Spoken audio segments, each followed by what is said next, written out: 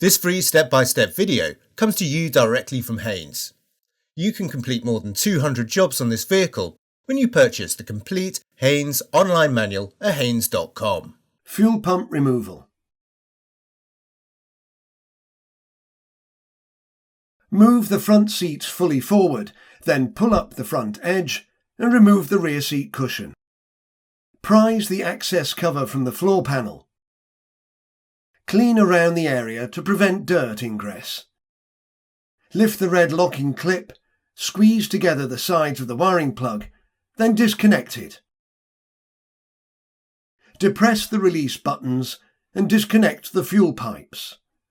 Move the pipes out of the way and mop up any fuel spillage. Make alignment marks to note the fitted position of the locking ring, then using a suitable tool, rotate the ring anti-clockwise and remove it.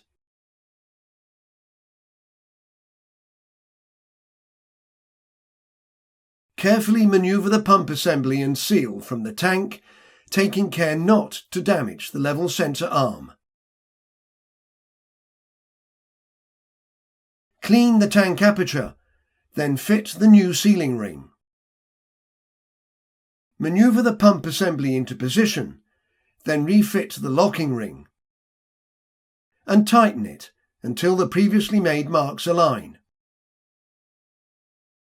Reconnect the fuel pipes and the wiring plug, ensuring they are secure. Refit the access cover.